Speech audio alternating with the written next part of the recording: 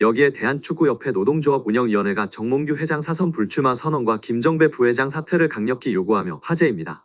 축구협회 노조는 17일 KFA CEO 김정배 부회장은 사퇴하고 정몽규 회장은 즉각 불출마 선언해야 라는 제목하에 성명서를 발표했습니다. 성명서에 따르면 축구협회는 지난해 3월 승부조작 비리 축구인 사면 파동 이후 위기 수습체계 하나로 문화체육관광부 차관 출신 김정배 부회장을 대한축구협회 실무 총책임자로 앉혔습니다. 김 부회장이 오면서 축구인 출신들이 원천적으로 배제됐습니다. 협회 조직에서 축구인 출신과 비출신 간의 견제와 균형이 무너졌고 각종 논란의 불씨가 됐습니다. 노조는 선임 당시에도 잘못된 결정은 정몽규 회장이 했는데 엉뚱하게 축구인 부회장 혹은 전무이사를 선임하지 않는 방식으로 조직을 개편하면서 논란이 일었다면서 주원이는 정 회장의 잘못된 결정인데 축구인들의 제19 감사기로 뒤집어 씌워 축구인들의 목소리를 아예 안 듣는 식으로 해법을 내놓은 것이라고 꼬집었습니다. 그러면서 김 부회장의 역할에 있어서도 사실상 허수아비였다는 것이 노조의 주장이 있습니다. 노조는 강도 높은 문제부 감사를 2달여 겪으면서 직원들은 한 목소리로 협회 내 컨트롤 타워가 없다고 아우성이었다면서 문제부 출신이니까 김정배 부회장이 키를 쥐고 어떻게 대응하고 후속 조치는 어떻게 해야 할지 등을 하지 않을까 하는 기대가 있었는데 놀랍도록 아무 역할이 없었다는 전언이라고 전했습니다. 이어 우리 협회를 향한 여론이 점점 악화되자 이번 감사 전부터도 본인은 곧 떠날 사람이나 남을 직원들이 잘 대응하라는 식으로 말했다고도 알려졌다며 오히려 문제부 차관 출신이라는 정관을 이용해 본인만 책임을 피하려는 행태에 우리 직원들은 큰 실망을 감출 수 없었다고 덧붙였습니다. 지난 7월 홍명보 감독 선임 과정에서도 김 부회장이 총책임자였다고 폭로했습니다. 노조는 이임생 총괄이사가 기술적으로야 주도했지만 세부 계약 조건 등은 김정배 부회장이 총책임자였는데 그 어느 보도에도 그의 이름 3글자는 찾아볼 수가 없었다며 이임생 기술이사가 협상 권한이 있다고 그의 등을 떠민 것도 바로 김정배 부회장으로 알려졌고 정 회장이 전력강화위원회를 다시 구성하자고 한 지시를 무시하고 문제없다고 밀어붙인 이도 그로 알려졌다고 알렸습니다. 아울러 그런 사람을 부회장에 앉힌 정몽규 회장의 인사 실패는 결코 가볍다 볼 수 없다며 김정배 부회장은 축구팬과 축구인들에게 석고대죄하고 즉각 사퇴하고 정몽규 회장의 불출마 선언이 한국 축구 정상화의 첫걸음임을 잊지 말아야 할 것이라고 강력 경고했습니다. 2005년 8월 22일 홍명보 당시 대한축구협회 이사는 파주 국가대표 트레이닝 센터에서 시작된 KFA 2급 지도자 강습회에 참가했습니다. 홍명보는 지도자 자격증이 없는 상태였는데요. 지도자를 할 생각이었다면 상급 지도자 자격증부터 따야 했습니다. 상급 지도자 자격증을 따면 유소년이나 초등학교 축구교실에서 지도자 생활을 할 수 있었습니다. 2급 지도자 자격증을 따려면 상급을 따고 2년이 지나야 했습니다. 하지만 홍명보에겐 예외 조항이 적용됐습니다.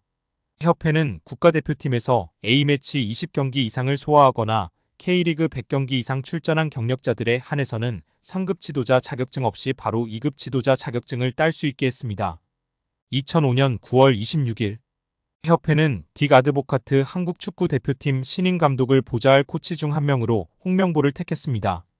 지도자 자격증이라곤 전무했던 홍명보가 2급 지도자 자격증을 딴 지 3주 만이었습니다. 자격 논란이 불거졌습니다.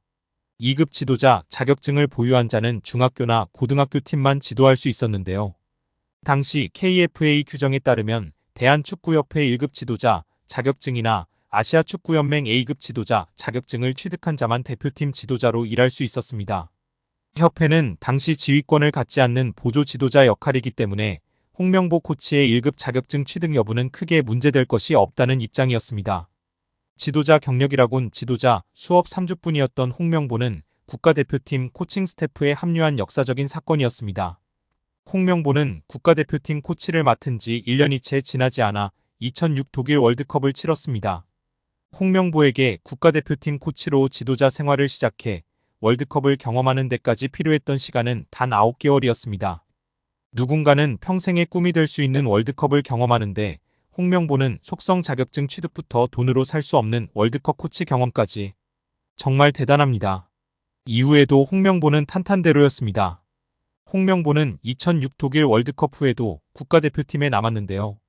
홍명보는 국가대표팀 코치로 2007 아시아 축구연맹 아시안컵, 2008 베이징 올림픽을 차례로 경험했습니다.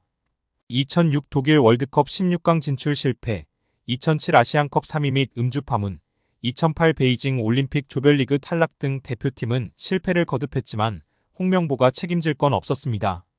홍명보는 2008 베이징 올림픽을 마친 후 감독 생활을 시작했습니다. 많은 축구팬들이 알고 계신 것처럼 2010 광저우 아시안게임에서 한국은 한 수 아래로 평가받았던 UAE와의 준결승전에서 연장 접전 끝에 0대1로 졌습니다. 한국은 이 대회에서 3위에 머물며 홍명보의 경질이 예상되었습니다. 그러나 놀랍게도 홍명보는 경질되지 않았습니다. 아시안게임은 금메달이 아니면 의미가 없는 게 분명했고, 지난 2002년 부산 아시안게임에서 3위를 한 박항서 감독이 경질되었던 사례가 있기에 명분은 차고도 넘쳤습니다. 그러나 협회는 홍명보를 경질하지 않았습니다. 심지어 2014년 브라질 월드컵에서는 본선 1승도 거두지 못하고 탈락했는데도 협회는 재신임을 발표했었습니다. 결국 여론의 반발이 점점 커지자 기자회견을 열어 자진 사퇴했었습니다. 이후 협회는 2017년 홍명보를 행정총괄 책임자인 전무이사로 내정했습니다. 당시 홍명보는 행정 경험이 전무했었습니다. 이렇게 협회와 홍명보는 아주 끈끈한 관계였으며 증명 없이도 임기를 보장받았었고 낙하산으로만 채용되었던 홍명보였습니다. 이번에도 프리패스로 채용된 것도 홍명보는 뭐 자연스러웠을 겁니다. 홍명보는 나를 버렸다. 이젠 대한민국 축구밖에 없다고 하며 대표팀 감독을 승낙했다고 밝혔었는데요. 홍명보가 버린 건 자신이 아닌 울산입니다. 울산은 3년 재계약을 맺은 지 1년도 지나지 않은 감독을 협회에 내어주면서 상처만 남겼습니다. 홍명보는 대표팀 감독으로 실력은 물론이거니와 도의 신의를 저버리는 인성도 문제가 있는 감독입니다. 속히 선임 취소 혹은 자진 사퇴만이 답입니다. 한국 축구에서 학명으로 가장 두드러진 인물이 바로 지금 이 시끄러운 와중에 축구 대표팀 감독을 맡은 홍명보 감독입니다.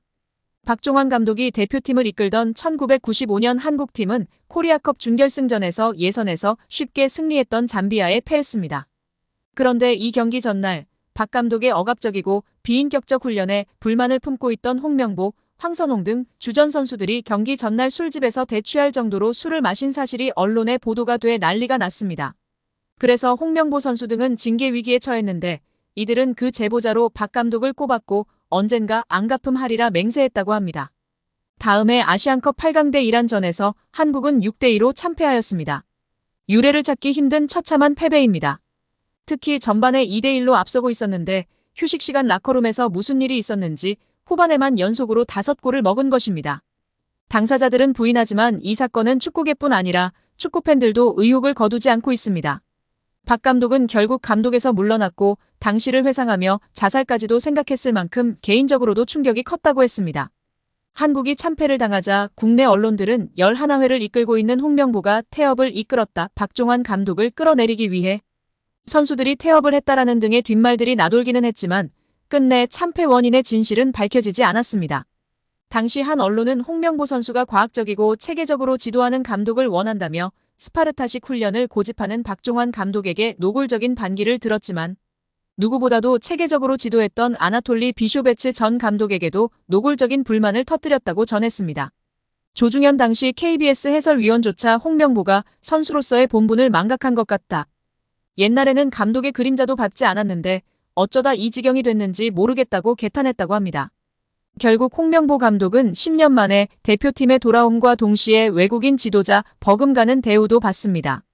이임생 이사는 연봉 등 세부 계약 조건에 대해서는 밝힐 수 없지만 이제 한국 지도자들도 외국인 감독 못지않게 대우를 받아야 한다는 생각이라면서 외국인 지도자에 뒤지지 않는 계약을 체결했다고 전했습니다. 홍명보 감독은 지난해 울산과 프로스포츠 최고 연봉인 10억 원의 3년 재계약을 맺은 것으로 알려졌는데 대표팀을 맡으면서 더 많은 연봉을 수령할 것으로 보입니다. 직전 클린스만 감독의 연봉은 약 30억 원, 벤투 감독은 약 19억 5천만 원의 연봉을 받았기 때문에 최소 20억 원이고 최대는 30억 원 수준으로 예상받고 있습니다. 따라서 홍명보의 연봉은 최소 20억에서 최대 30억 원 수준이라는 것인데요. 월드컵 이후 아시안컵까지 계약을 장기간 맺었습니다. 다만 월드컵 종료 후 중간평가를 갖기로 되어 있으나 경질한다 한들 남은 계약 기간 보존 금액하면 최소 30억 원이겠고 홍명보뿐 아니라 외국인 코치 2명도 생각하면 60억 원 이상이 나가겠네요. 정말 최악인 것 같습니다. 경질 없이 가도 홍명보 30억 원의 외국인 코치들까지 하면 연 60억 원 이상씩 나가는데 대체 왜 캐나다를 이끌고 코파 4강까지 간 제시마치를 안 잡았고 바로 프리미어리그 승격을 코앞에서 놓친 바그너, 그리스로 유로를 아쉽게 못 나간 포엣을 버리고 홍명보인지 당최 이해가 가질 않습니다. 정말 최악입니다. 축협. 반드시 책임을 져야 할 것입니다. 지금 당장 말입니다.